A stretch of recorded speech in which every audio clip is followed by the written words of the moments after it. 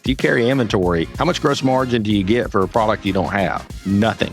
Do not decimate your inventory levels, but learning to build quickly, collect quickly, get support, work with your vendors to make them a partner almost to the business where it's feasible, but it's got to be something in it for them, but not necessarily changing price.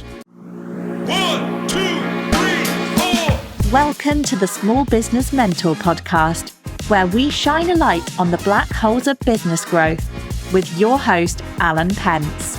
In each episode, we explore the leaps and bounds entrepreneurs make as they push their businesses beyond the 1 million mark into the realm of professional sustainable growth. Stay with us as we navigate the journey from brute force to finesse. So today on the pod, we have Greg Crabtree, the one, the only, the legend.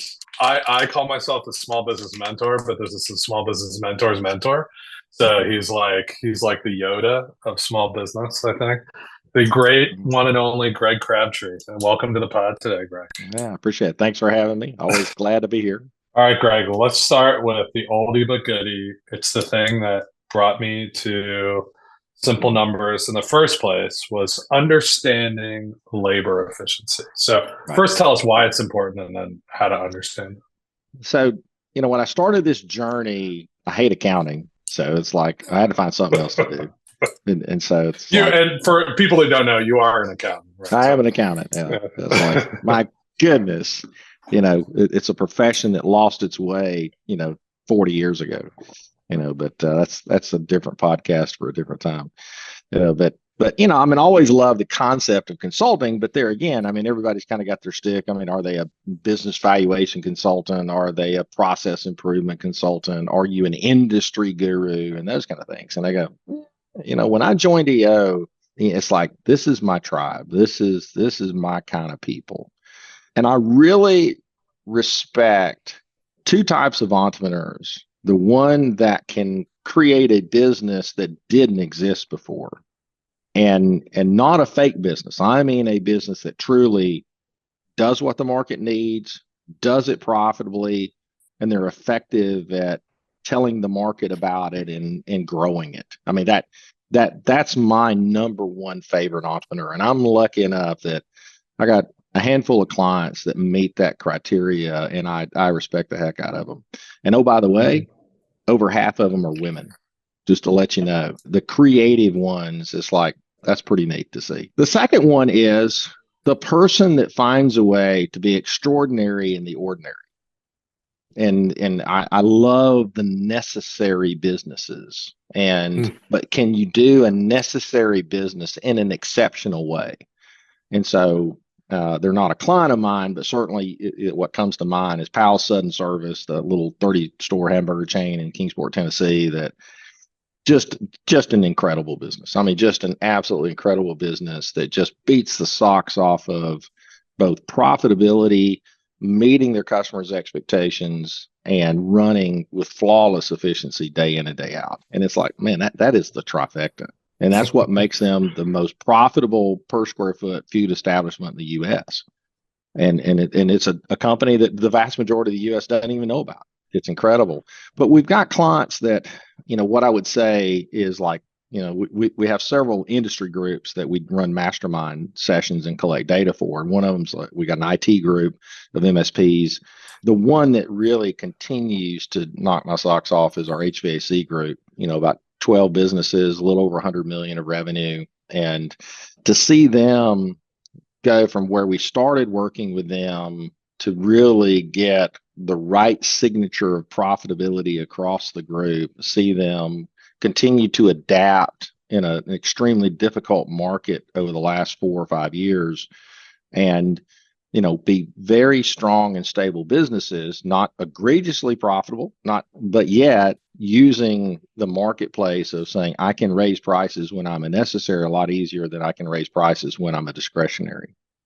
And so those businesses done well in spite of a very difficult labor market that requires certification, skill set, and human development, because the industry is still short of HVAC techs globally. So that's one thing I notice about a lot of small businesses I see, right? And not your customer, not your clients, but others, is that they don't really understand the investments and costs that drive their business, right? Mm-hmm. So I guess you're one of your big insights, right? Originally working with these companies was that labor is almost everybody's biggest expense slash It investment, is. right? Absolutely.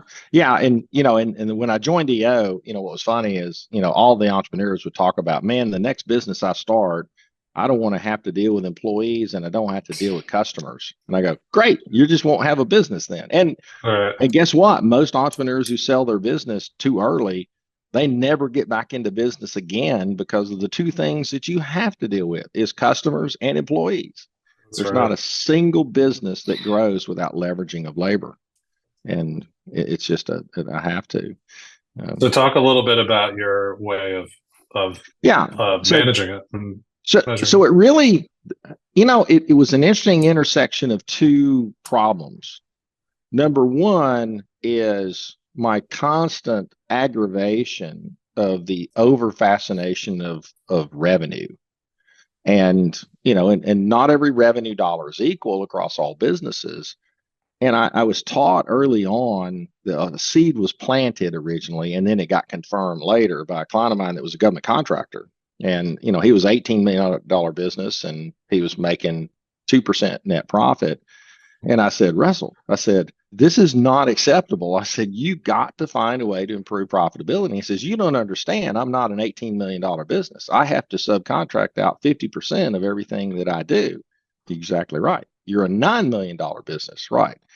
And guess what? That makes you 4% profit, which is still not acceptable as a level of profitability. So but he taught me a lesson that always stuck. And then when I started really just going to the data without a pre-context of proof text of what I was going to try to prove or whatever, I just let the data tell the story. The first thing was figuring out that I wrote about in the first book. If you look on page 22 of the first book, I show an example of a $20 million construction company and a $3.7 million services business. And after you filter out their COGS, they're exactly the same business. And that was just a light bulb that goes off and you go, oh, if we just eliminate pass-through cost of goods sold of materials and subcontractors, and then get to our labor and our operating expenses, all of a sudden, every business model looks pretty close to the same.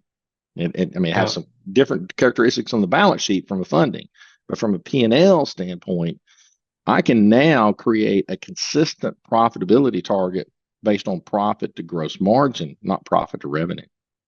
Yeah. And I had a call with an Australian client last night, and I was telling them that they were looking at this profit that they have they had about 50% cost of goods sold for the business unit we were looking at, and they were looking at this really small percentage of profit. And I said that's a bad number because one, the movement is so small, you don't really get a sense of am I doing better or worse. I said if you make that a profit as percent to gross margin, now you feel the movement up and down much more significantly. So the same business that would be at 6% profit to revenue is at 15% profit to gross margin. And if it moves to 5% profit to revenue, it means it's probably dropping to like 12% profit to gross margin. And therefore it's like, whoa, that 1% move as a percent of revenue is just not nearly as mentally significant to you is that when you start focusing on that profit to gross margin. And so that had to be the first step. And so once I got to there, then I just started a process of saying, what numbers are the most sensitive to the movement in gross margin? Well, undoubtedly, it's labor. Labor is generally somewhere around 50 to 60% of gross margin. It's closer to 60% in a bad business, and it's closer to 50% in a good business, regardless of whether it's direct or management. Forget about classification, just take all payroll. And so then when I started tracking it, I said, well, how consistent is this across all business? Dang, it's like the group I talked to in Houston yesterday. I did a presentation for the EO Houston chapter, and I said, guys, I want you to remember one number. from this presentation. You ready? I want you to write it down. 2. Got it? Can you remember 2? I said 90% of you, maybe even more, need $2 of gross margin for every dollar of labor, regardless of what that labor does. I don't care if it's the CEO or somebody who sweeps the floor. All counts. And the signature of the number of businesses that respond to that one simple metric is stunning. This is the metric that drives business that's been hiding in plain sight for decades. So just to cap for people following, you take your revenue, take out all these pass-through kind of costs like subcontractors, and that would probably include some 1099s who you aren't really managing. Right. You know, sometimes 1099 is labor if you're really that's right. If you really, I'm not trying to be IRS compliant or DOL compliant, but if you kind of really control that person and tell them when to work, when not, and all that they're labor.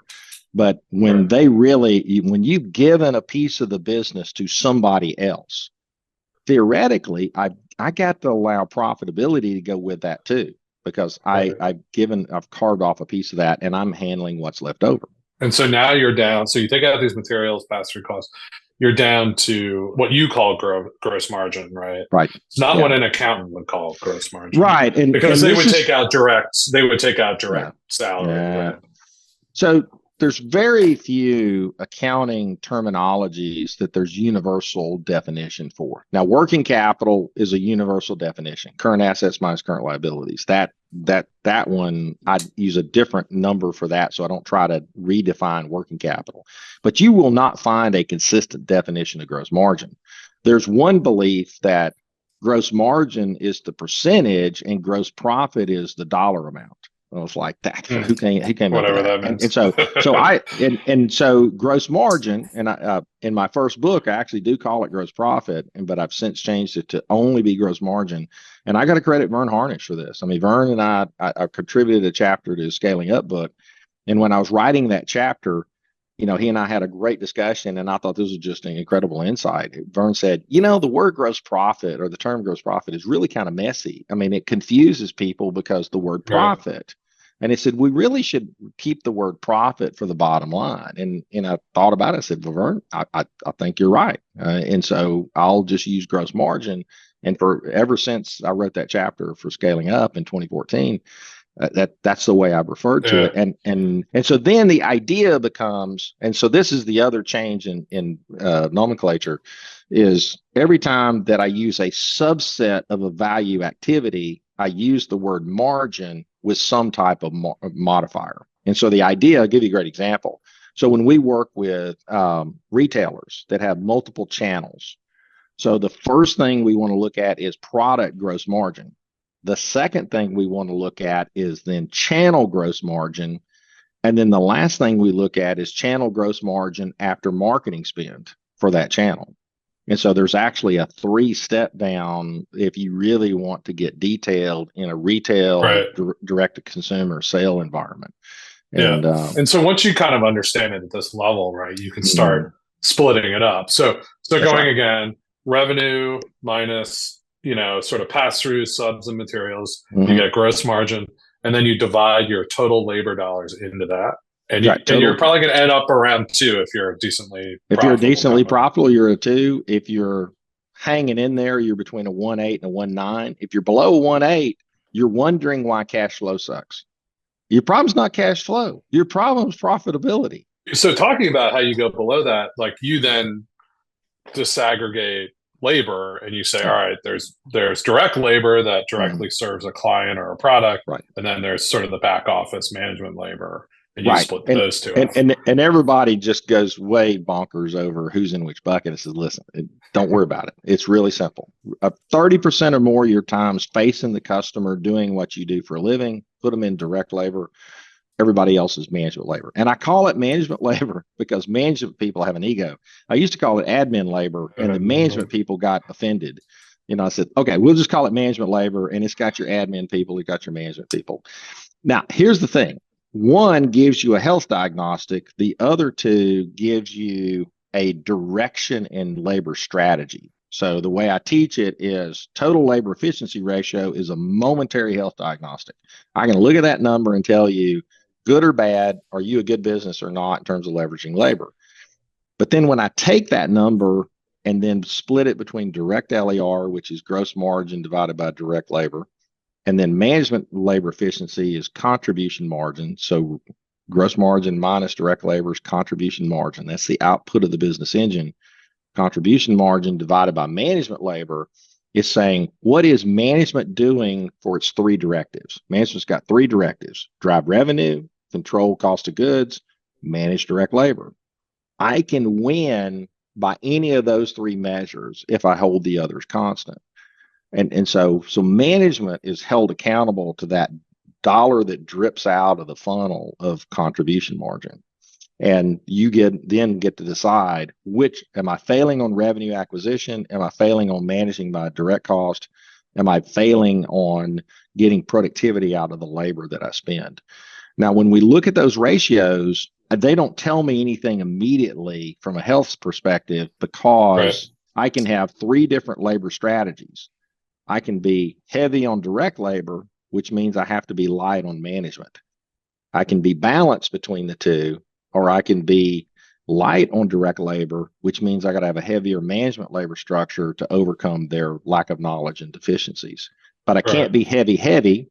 I won't be profitable. I can't be light, or I'll have customer service failures out the wazoo. And so there's three different ways I can win in that labor strategy. And so you just have to be true to it and not violate how you do it. And the way that you monitor it, though, is looking at it moving across time. This is really the core weakness in financial presentation. I mean, everybody goes out and hires their fractional CFOs, and they just keep producing the same crappy financial statements, that our profession is dumped out. And it's like, no, you have to tell the story as it moves across time. And if I do not show movement of data, I have not effectively presented the financials of the company. And so I want to see, what is my direct labor efficiency movement year over year? Rolling 12 is the first thing I look at for the last 3 years. I look at it this rolling 3 month, year over year. And then I look at it monthly, which months are a really inaccurate period of time for most businesses. But then I look at it on a trend basis of what has it done over the last 3 months, of a trend view of saying, which direction is it going? Because we say all the time, I can actually predict your next 3 months financials better than you can. And all I have to do is look at rolling 12 and rolling 3 trends. And I will come closer than you will, unless there's something that you haven't told me that changes the direction of the business. But if you're just doing the same thing over and over again, I can predict trends better because I'm not emotionally tied to it in that process. So, and for some benchmarks here, I mean, obviously you said you can have different weights and formulations of this, but I tend to see like a lot of, I don't know, maybe service businesses like mine, professional services, you get like a 2 or 3 direct labor, and you tend to get a 4 or 5 management labor. That's pretty common in government contracting. You should be getting more efficiency out of your management than your direct in that. Right. And you'll see a lot of businesses kind of in that, but you can change that, where you have, say you had like a ton of gray beard kind of consultants that were high end, then your DLER would be a lot lower, but your management labor should be really high because you shouldn't have to manage them. It should. Right? There's actually another version that you'll see in government contracting, and you'll also see in high-end staffing business. And it's essentially, there's 2 outliers on the high side. If you're a retailer or if you're a distributor, your total LER would be a 2.5.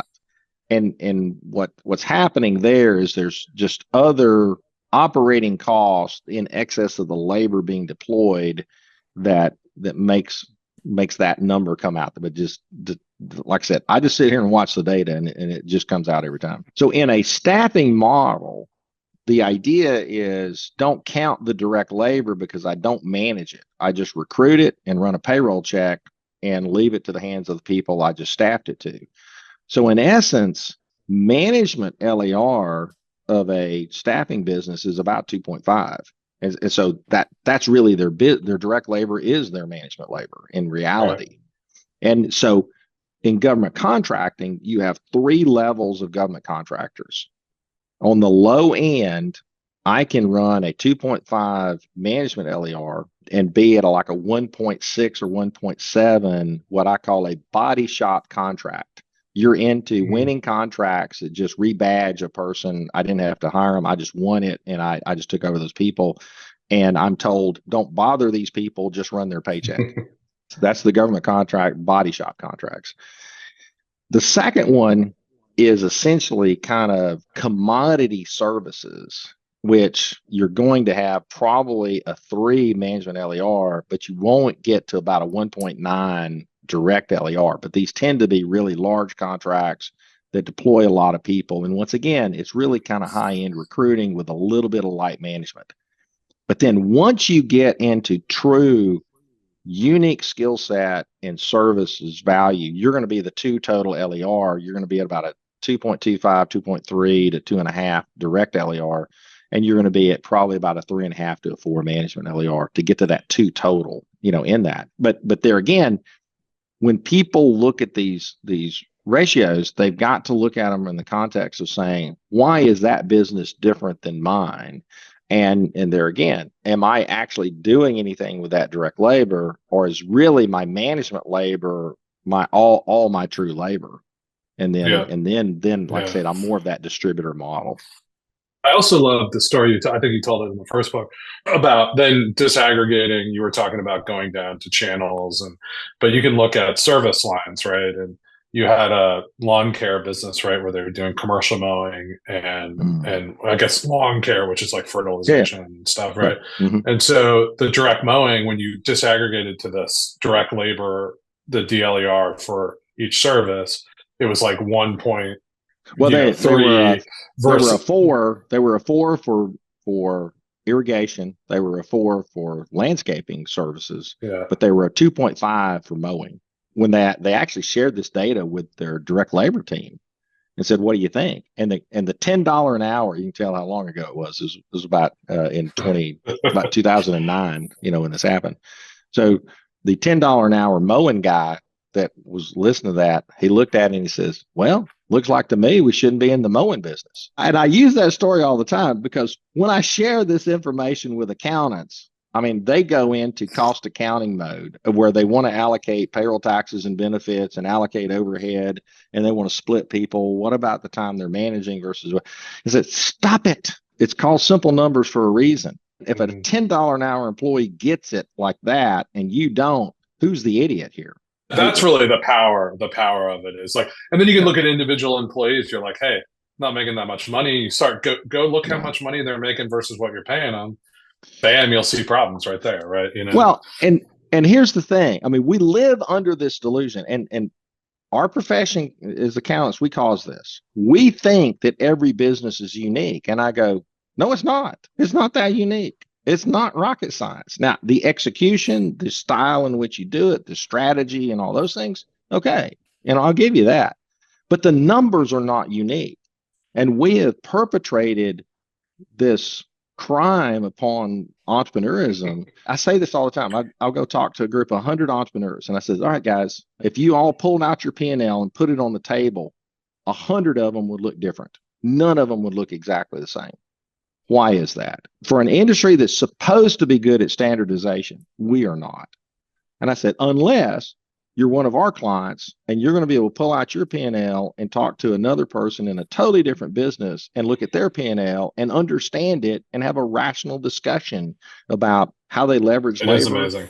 Yeah. I mean, I'm in a mastermind group with Greg, and there's somebody there who owns like a gun range. There's a guy who owns like a demo and scrapyard business. There's a law firm, there's oil change business, and we're sitting there. I own a government contractor, and we're sitting there like looking at each other's businesses and able to talk fluently in between them because it's absolutely just so much simpler, right? And I love it when you guys. I'm not doing the conversation; you guys are doing it because you understand how to let the data tell the story, and then you can ask really good questions once the data is unmuted. And traditional financial statements, we just put the mute button on, and it's like, oh, okay, you got my statement, now stick it in the drawer, and you never look at it for practical purposes.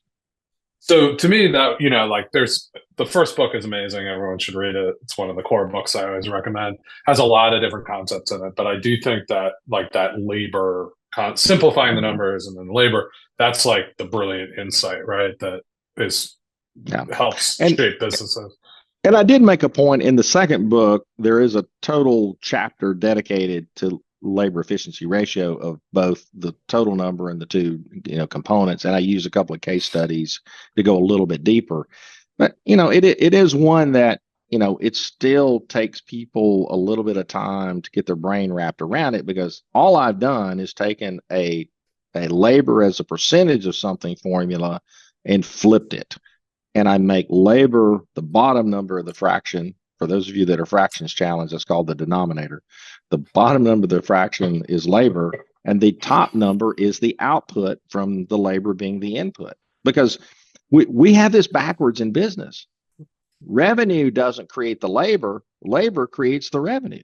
And also, your labor spread across your P&L. It's in eight accounts, and you don't know what it is in total, right? Well, yeah, go look at a public financial statement of a public company, and you will not see labor isolated in a single one of them. They do not want to show you that. That's right. Moving to the second book, it was really like, to me, obviously the big insight there was sort of this ROI concept that most business owners really don't use at all. So talk a little bit about that insight and how you came to it. There was two reasons for that.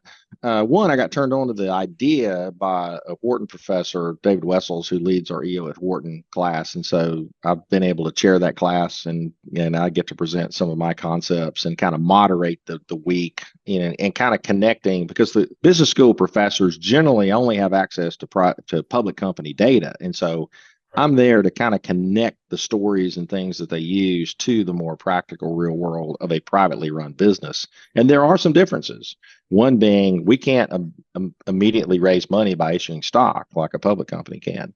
But David, in that first year, he was talking about return on invested capital. And he kept making the statement, return on equity is a flawed calculation. And that got my attention. And then, he talked about, how do you get to invested capital? Well, it's get rid of all the trash on your balance sheet that has nothing to do with the operation of the business. Every business, every privately owned business probably has something on the asset or liability side that has nothing to do with the day-to-day operation of the business.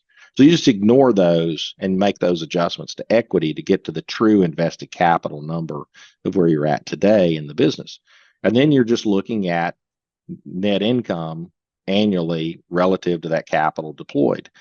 Well, in public companies, they do an after-tax number. Well, I've got to look at a pre-tax number, because 99% of all private businesses are S corps or LLCs that are passed through, and you don't pay taxes at the corporate level. And so I've done my research to say, what is the pre-tax return? Because this then allowed me to do something I've always wanted to do, is convince you that your business is the best asset, highest returning yielding asset that you'll ever own, and if it's run correctly. And it's proven to be that case. I mean, the minimum return on investment that we see in a developed economy, we have clients in the US, Canada, and Australia, a few little dotted here or there, but let's take those three developed economies. We've yet to see a client who couldn't hit 50% return on invested capital. And once again, that also depends on the capital structure of the business of, do you carry AR? Do you carry inventory? Do you carry work in progress? Do you get accounts payable, trade support from your vendors? Do you get to bill in advance and have deferred revenue? Do you have a significant amount of accrued expenses that I incur the expense for a period of time, but then I have to pay it later? And so those are all funding techniques, and also capital investment techniques. And so we developed an ability to look at those and actually, simplify the balance sheet into three numbers. What's your trade capital, what's your infrastructure capital, and then what's your buffer capital, which is cash minus line of credit. Those three numbers encompass 100% of the active accounts on the balance sheet that matter in business. And so the sum of those three accounts actually equals the equity, the invested capital in your business.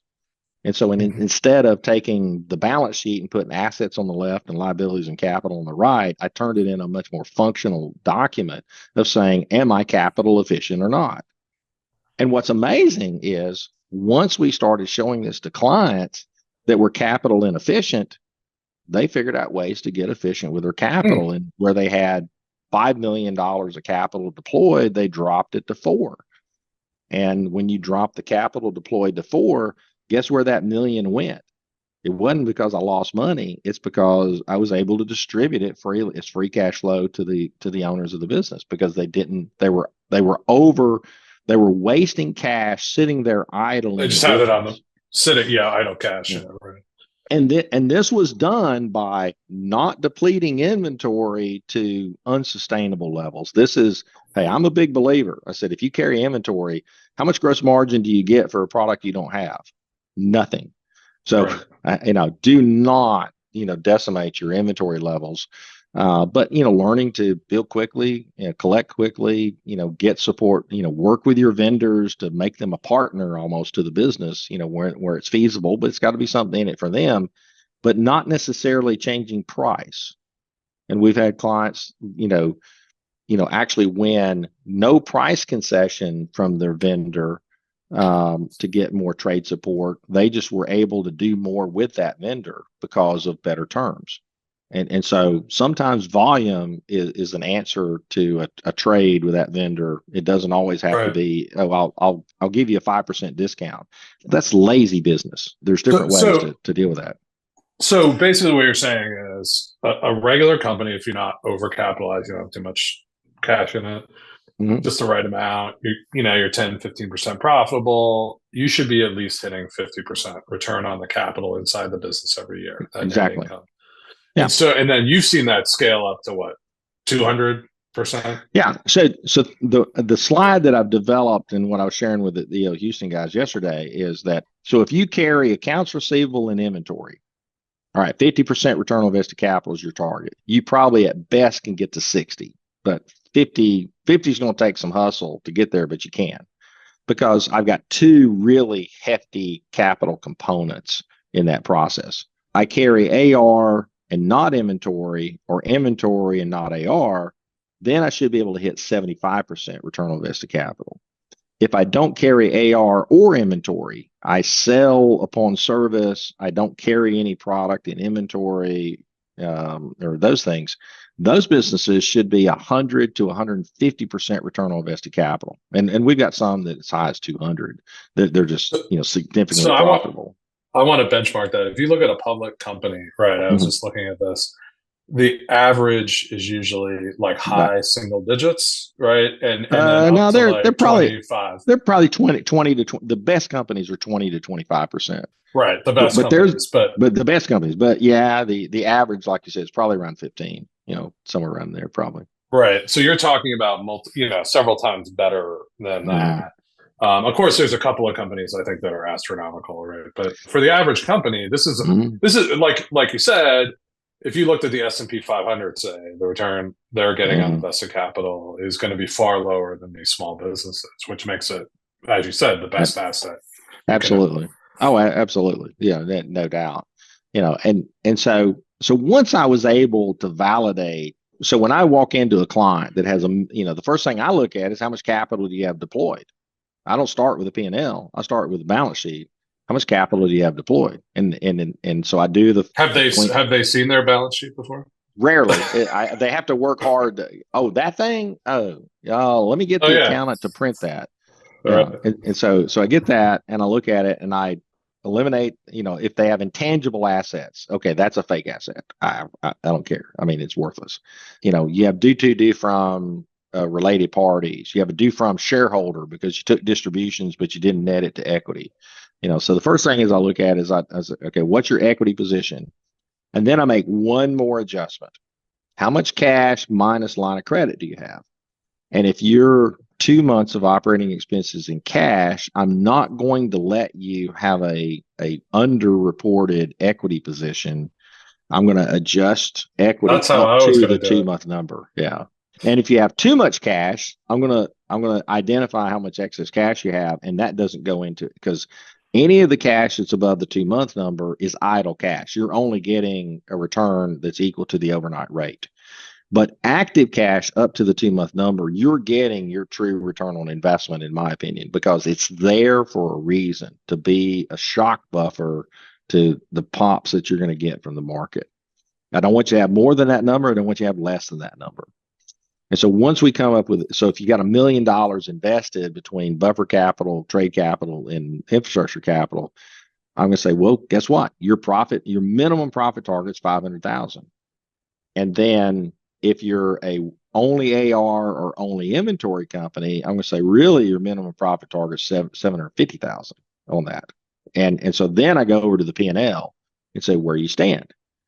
And this is kind of where, as I start to plant the 4 corners to the house. So first corner is, are you at 50? Are you at the right return on invested capital for your capital signature? And so is it 50? Is it 75? Is it 100 plus? So I'm going to plant that flag first. Then I'm going to come over and look at it and say, what's your labor efficiency ratio? Looking at gross margin to all labor. And are you below a 2? Are you above a 2? And like I said, if you're a distributor or a retailer, I'm going to look at a 2.5. But those are about the only 2 that would be above it. And so once I get to the LER number, then the next thing I'm looking at is, what is your profit to gross margin percentage? Minimum 15%. Target should be 20. 25 is kind of a stretch number, but we've got some that are well over 25. We got some that are kind of cooking in that 30, 35% range. But guess what? They're stuck on growth because they know that if they grew $1 million, they would have to give up on that price. And it starts to infect the work that they've done. The work that they have, they can maintain it at that rate of profit. But for them to grow, they've got to give in on profitability and come back to the more norm. And there again, this is their call. It's not my call. It's their call. I just educate them on what the dynamics are and say, do you want to grow? Does it make sense to grow? If you're $5 million of gross margin at 20% profit to gross margin, you're making $1 million of profit on $5 million of gross margin. Well, if you grow that to 7.5 million of gross margin, but you only make $1.1 million to do it, why did you do it? Right. I mean, I've now got $2.5 million more gross margin headaches and not much on the bottom line to show for it. So this comes into your concept that you took. So not only is it showing you like yearly, this is the return I'm getting, but you started using it for, hey, if I'm going to invest incremental capital to grow from that 5 million to 7.5, I should also get that 50% minimum return. Right? Exactly. And then you take care of sort of the, in business school, we learn net present value and IRR and all that. So there's a time value of the money, but you've kind of put that into the 50% and said, you need to realize, so like, I'm going to go spend more on marketing or open a new store. I need to get a 50% return. You said what, in 12 to 24 months? 12 to 24 months. That. Yeah. There's a handful of industries. We do some work. We got some personal injury law firms. I mean, it takes 3 years to grow a case to pay out on average. Right. So, okay, if you have an increase in marketing to gain your market share, yeah, you just have to make a longer term bet. It's just the nature of that industry. But the vast majority of industries, like you mentioned, our clients that are the oil change guys, I mean, when they go open a new location, they're profitable by the 3rd or 4th month if it's a good location. Sometimes some of them, they've been profitable for the first month, which is just amazing. So we've got that one down to really tight. We know what the out-of-pocket is on the investment to launch a new location, and we know the target of what that profit has to be to make that, an A+ location or a B class or a C class. And so really, when you're judging almost any investment, you should be looking at it, holding it accountable to this 50+% return. Absolutely.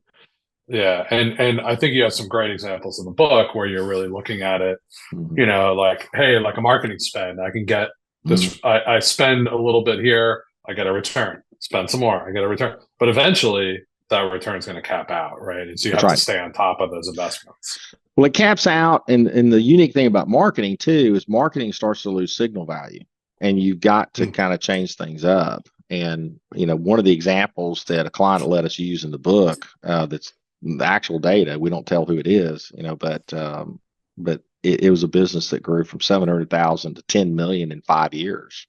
And it all came from surging marketing spend a little bit every year. And we walked through the decision process that we used each year with them to set the target of what they're going to spend and then evaluate, did it work? And for the 5 years it worked, but one of the years it didn't, and they learned a valuable lesson from that year. And so, but there again, one of my quotes I always say, I think I put it in both books. I said, a man who aims at nothing hits it with amazing accuracy. And the vast majority of people try things, but they don't hold it accountable to this is what success looks like.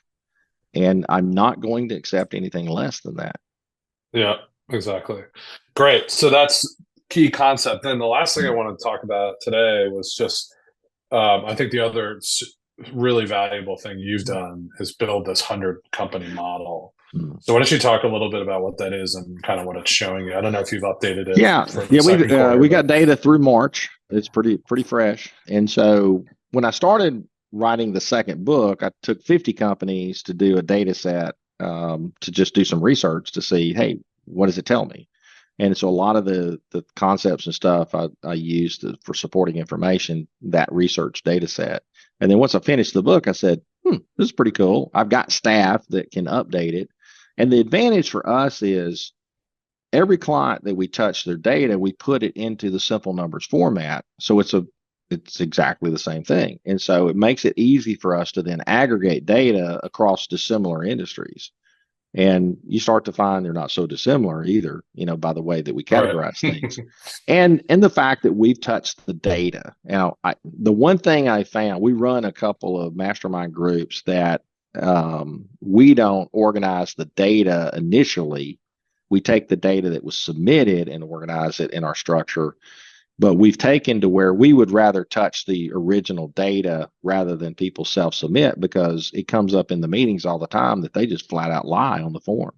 I mean, it's pretty common. So self-submitted industry data is pretty much not worth the paper or the computer screen that it's presented on. And so we like this data set because we touch it. I mean, we've interfaced with that client. We know that client. Now, I can't tell you how much we influence the data or not. I mean, I'm sure we do to a certain degree. I'd like to think we do.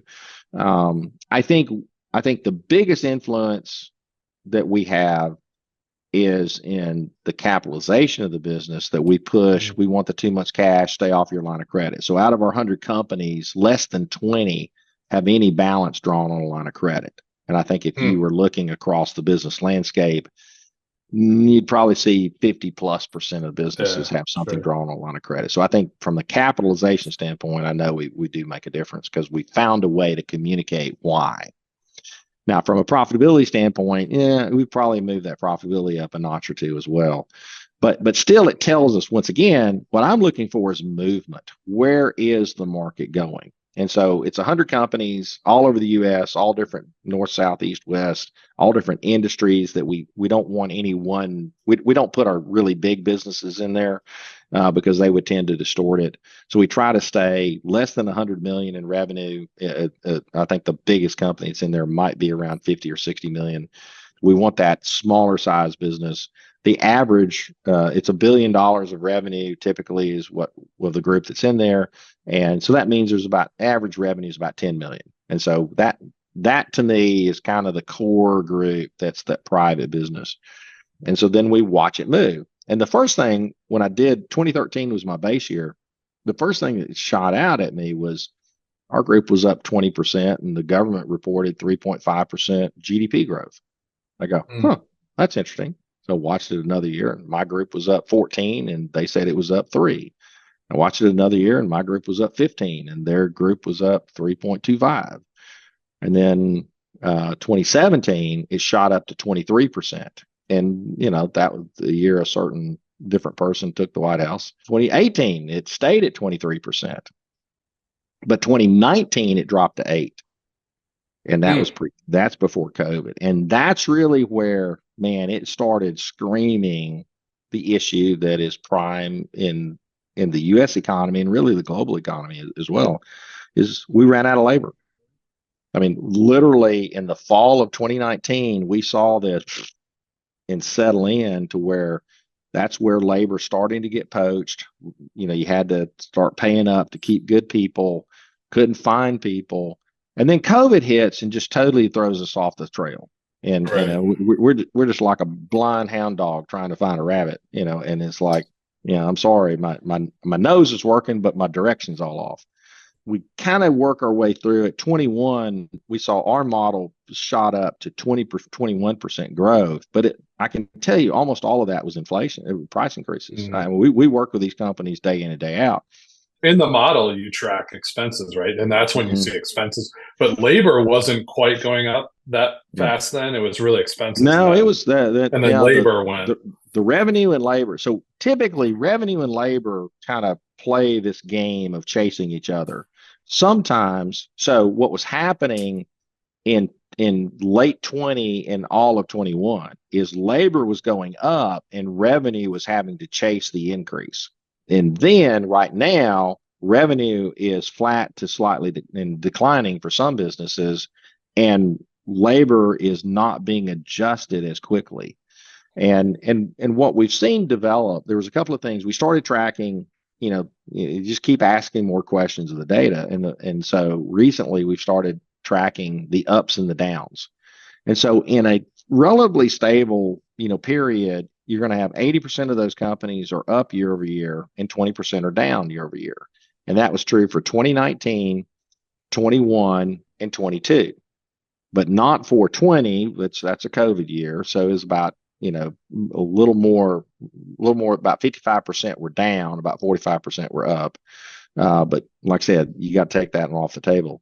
But what we've seen in 23, and it's continuing, it's about 34% are down and 66% are up. And what we're seeing is, I call it an upstairs, downstairs economy. You can't make one general statement about the economy and be correct, because there's some people that are doing just fine. My HVAC guys doing just fine. Plenty of demand.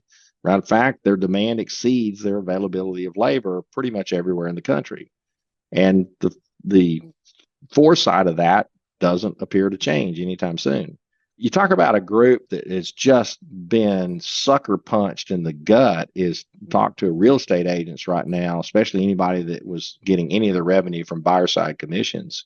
The National Association of Realtors lawsuit that got settled. I mean, that industry, you're going to see probably 40% of the real estate agents disappear. I was going to say 40, because the buyer commissions are gone. They will be gone in July, right? Yeah. So.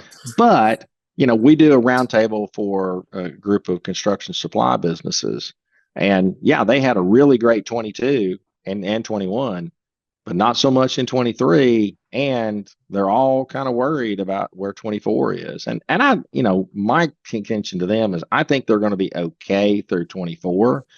I think we've kind of gone through this peak and settled into revenues. In my model is showing a 5% year over year increase, which means we're really slightly below zero from an output standpoint, because there's at least 5% inflation in those prices. Absolutely.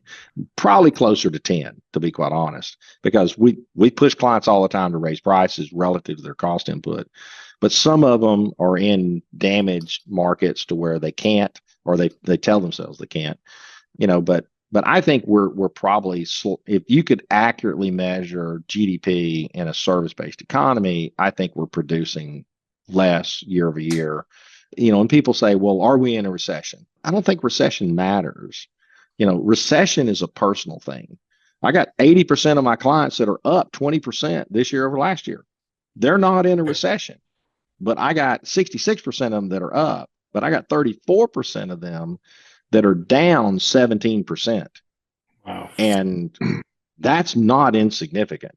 Oh, sorry. So those are the discretionary businesses. Yeah.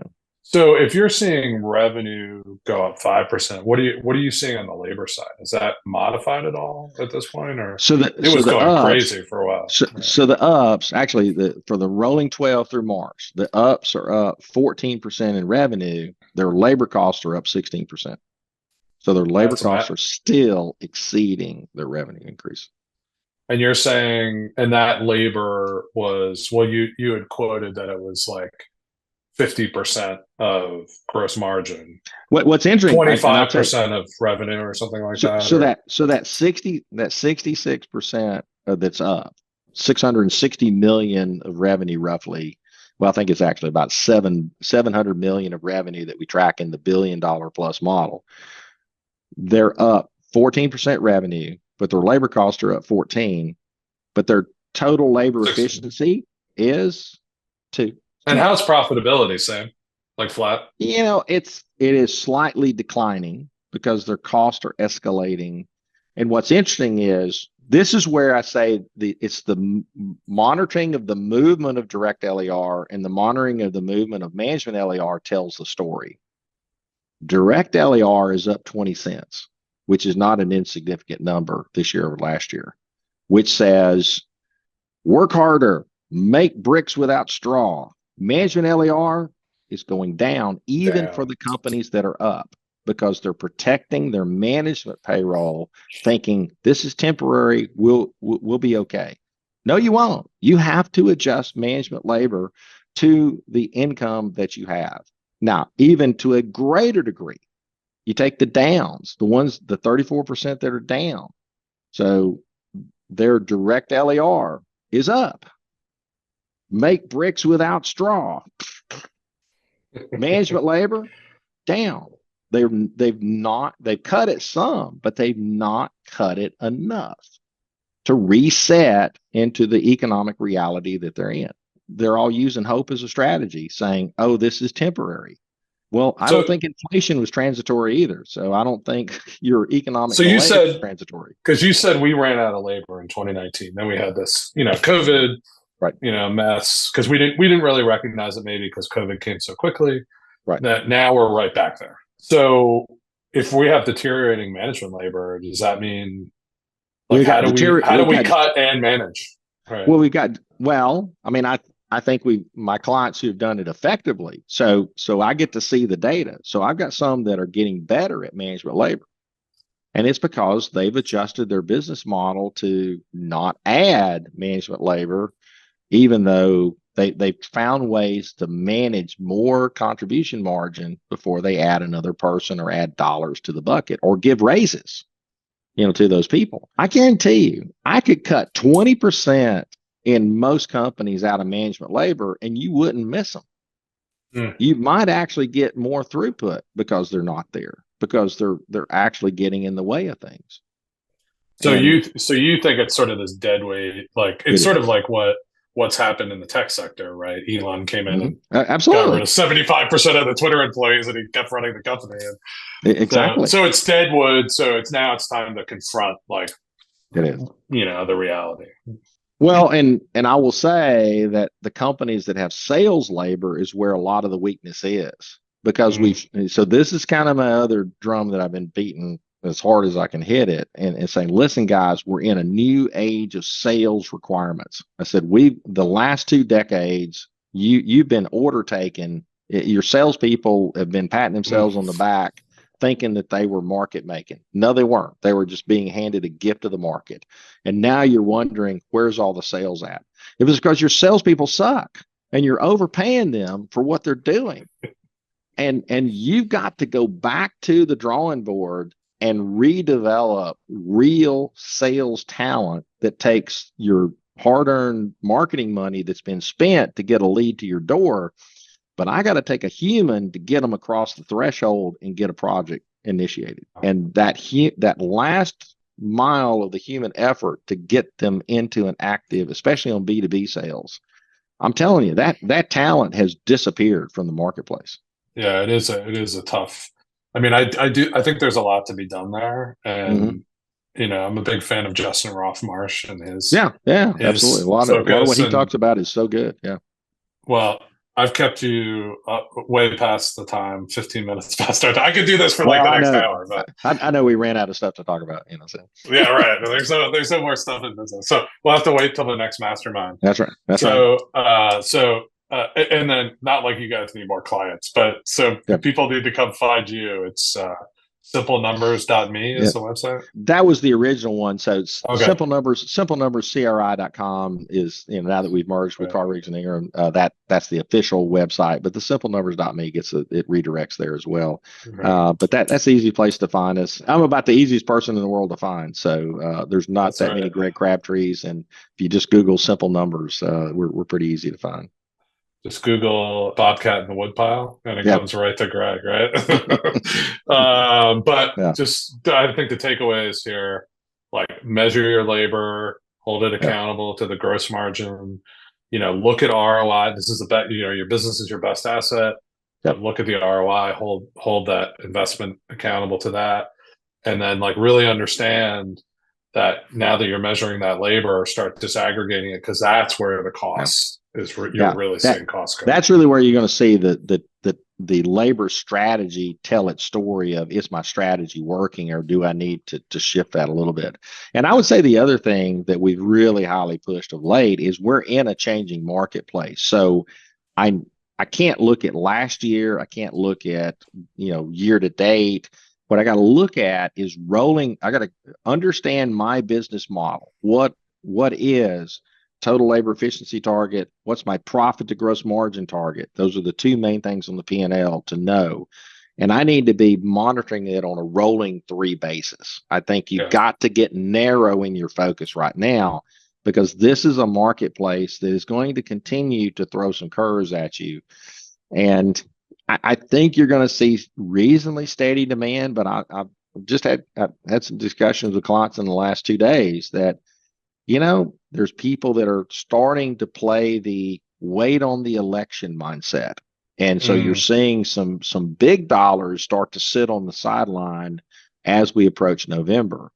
And then my crystal ball for November is, I don't care who wins, there's probably going to be an argument from 6 to 9 to 12 months. And that's not good for the economy. And so my overarching message is, get profitable with what you got, put some hay in the barn, because I'm probably going to take a shot after the election, regardless of who wins, because of dysfunction in the market. And I've got to be, and the worst thing that happens, the market picks up and something good happens and I've got funds to go invest. Great. There's nothing wrong with that. But if I don't have my powder dry and ready to either accept a shock to the system or take advantage of an opportunity, I'm going to miss out.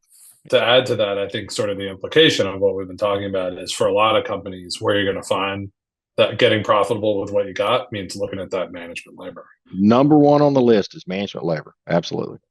There's not too much else you can cut out. So, Well, Greg, thanks so much for doing this. I appreciate it. Anytime. And Always love this. We'll talk soon. All right. Good deal. You've been listening to the Small Business Mentor podcast, brought to you by Alan Pentz. For more insights on how to navigate your business through its black holes, visit @apentz on X. Don't forget to search for Small Business Mentor in your podcast app to subscribe. Thank you for joining us, and here's to your next leap in business growth.